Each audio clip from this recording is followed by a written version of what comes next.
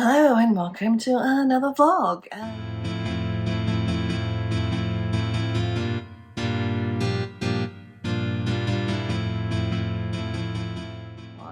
That squeaking you can hear are rainbow lorikeets. It must be close to feeding time. Our neighbours feed lorikeets, a couple doors down. Hi, my name's Leanne Shawler. I am a writer and an artist, and I am writing the fourth book of a trilogy, the Modrigo Chronicles. And this final book will wrap up everything. It was meant to be a trilogy, and then another book happened. What can I tell you?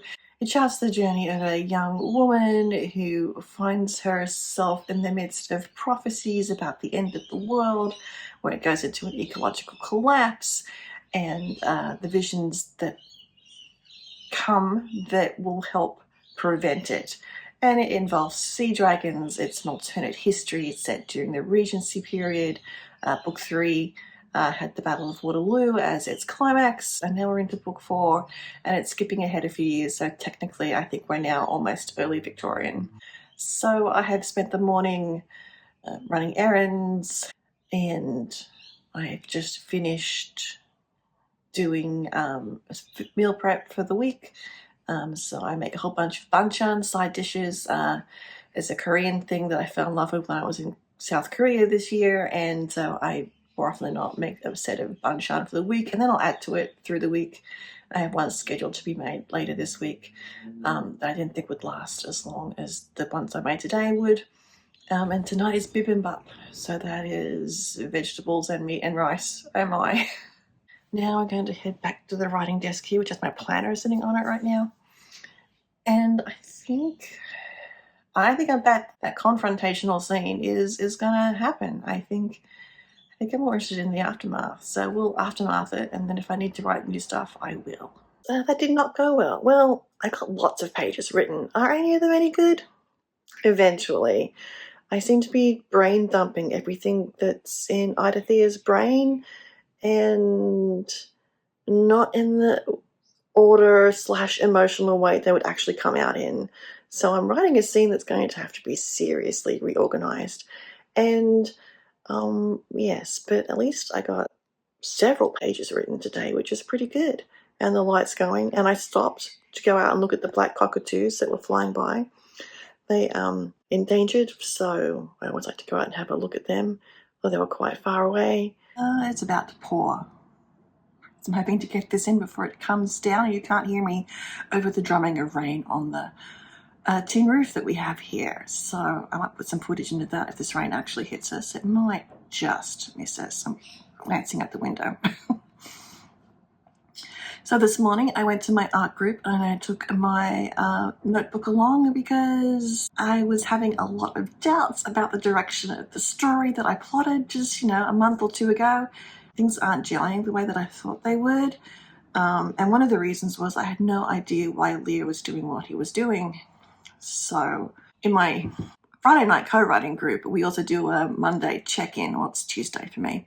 And I'm like, I think I may have stuffed this up. I think I'm gonna have to go back and replot the whole thing. It's not making any sense. I'm not believing it. And for the second time, I said, I probably have to have a sit down and a chat with Lear to see what's going on, what's motivating him. All right, ignore the truck grumble in the background. I can't do anything about that. This is currently the brightest room in the house, and that is fading quickly. Unless I turn a light on. Where was I? Lear. So, not the first time, I thought maybe it's time to have a writing chat with Lear. Like, I just, and in the middle of writing that, it just dropped into my head. Like, he does what he does because he needs to save her. I mean, it's one of those annoying Korean drama tropes where the guy does what he thinks is right without letting the woman know. But in this case, it actually works.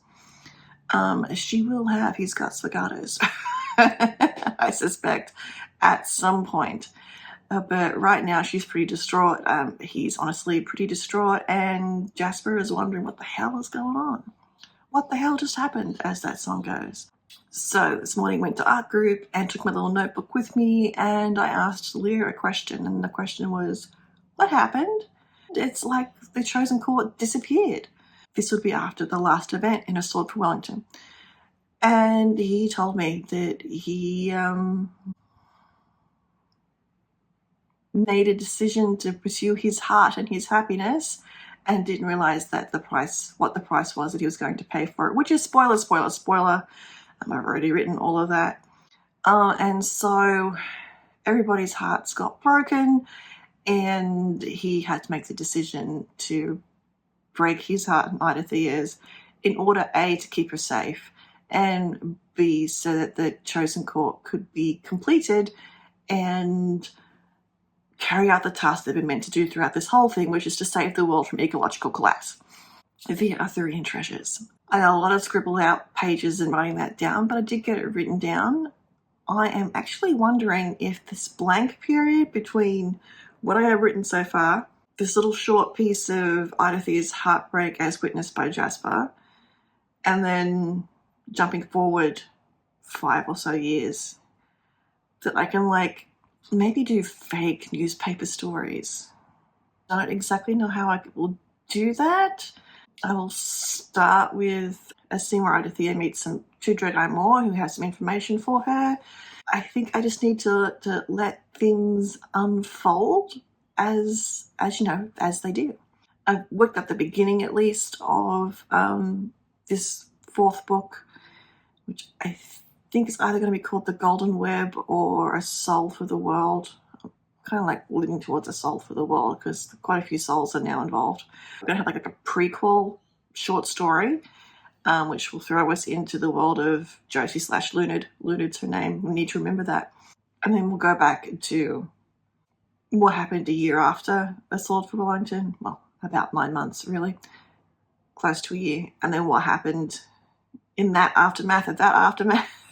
And then we will skip time with some newspaper stories, maybe another Lunid adventure perhaps, and then we will get into it. There is a moment when I'm going to have to pull out of the story chronologically, because we need to find out what happened to a certain character, and she's also going to be keeping a journal, and so that's going to have to come into play. There are going to be so many journals and letters and diaries and newspaper articles, and I don't know what. I have to figure out how to organize it. It's going to be a lot of fun. So that is my writing progress for today. It was all said and done less than a page that I wrote, but it was a very important less than a page. Lots of crossed things out, but it eventually got there. Now the rain's getting heavier. My goal was to edit the second part of the making of Lap book. The first part should have come out by the time you see this, and with the rain I can't do the voiceover that I need to do, which is all that's remaining, to do the voiceover and then do some splicing. I do have a short story that's also asking to be written. Might do that. And the rain's getting heavy. Can you hear it?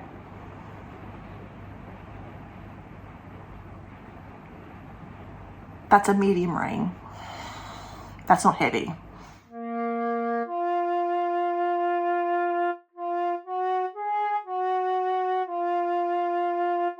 So remember me talking about that short story that I'd written an outline for?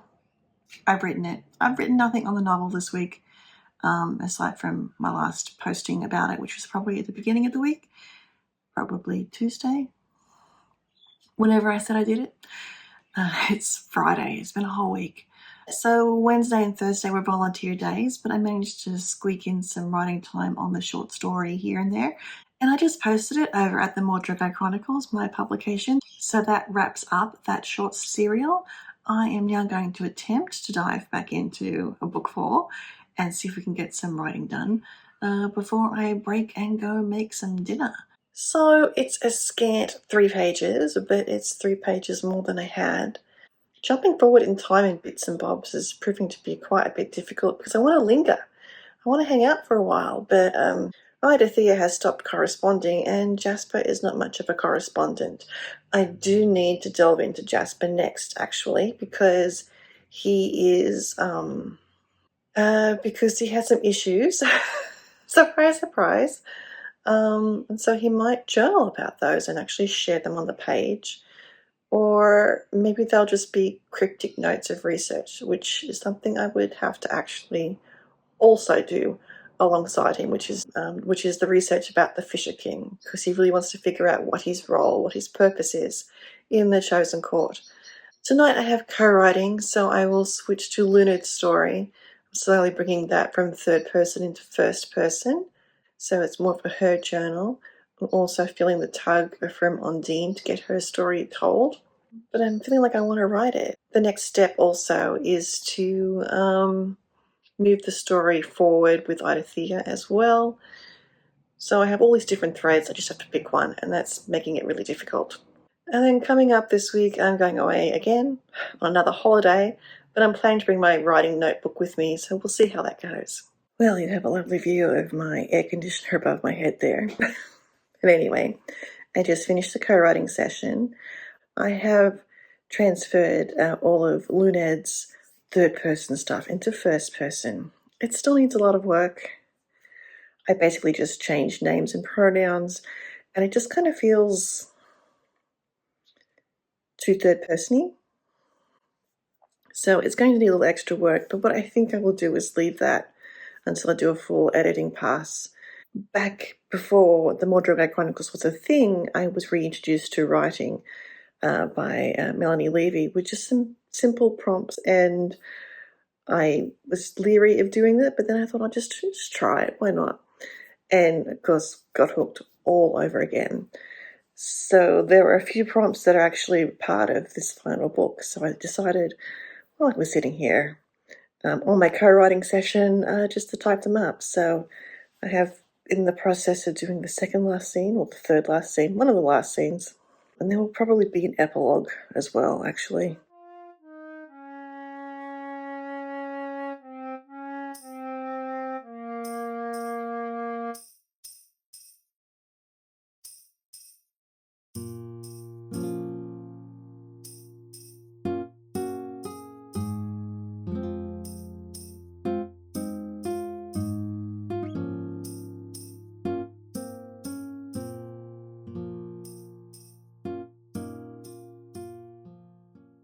I'm finding it really hard to write right now.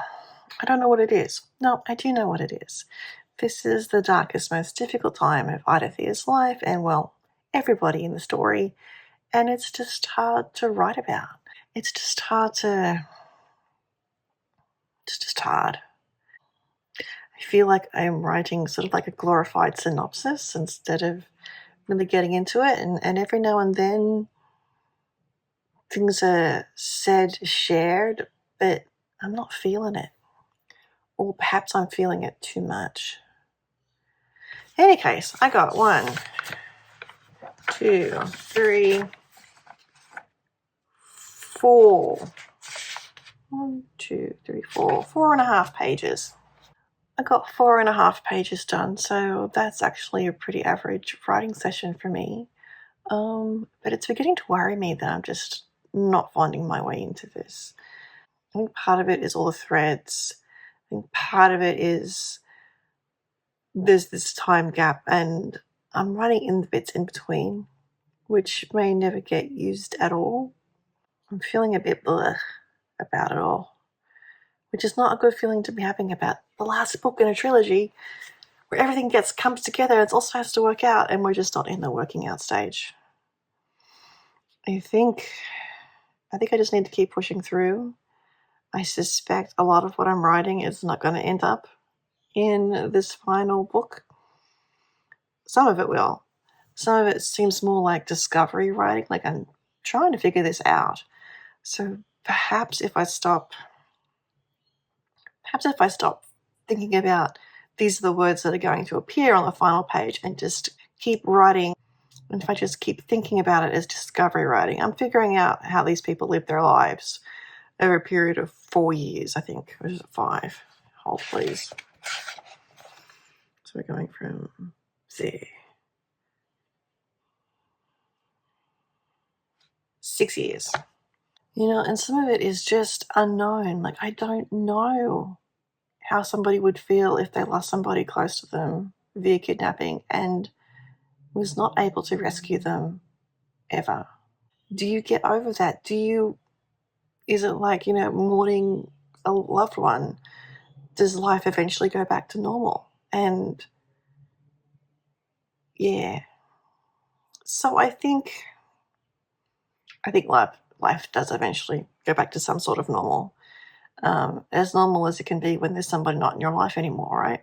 So I'm going to keep plugging away. So that's it for me today. It's Saturday. Tomorrow is Sunday. September is going to be an interesting month. I'll be volunteering 2 days a week, basically, plus the third day of the other volunteer gig that I have. So writing might be an issue, which is why I'm planning something for October. But I think it's just one foot at a time, and it's been good to talk this through with you because I now feel like I'm discovery writing and none of this is meant for the final thing, which means I just need to get to the through this discovery writing and figure out where everyone's heads are at the beginning of 1822 and then just go from there, because 1822 is when the book actually for real starts. Think about it as discovery writing and think positively about it because I know this is hard writing and anything that I've written in the last few days I think is going to need to be extensively rewritten anyhow. But you cannot edit a blank page, as they say. And if it turns out to be mostly rubbish, or at least for my edification, well, I'm suffering so you don't have to. How about that? Thank you for watching. Thank you for suffering along with me. If you got to the end of this video, how about some praying hands? They can get into a good mindset for this. And I will see you next time. Oh, like, subscribe, the usual, whatever. And I'll see you the next time.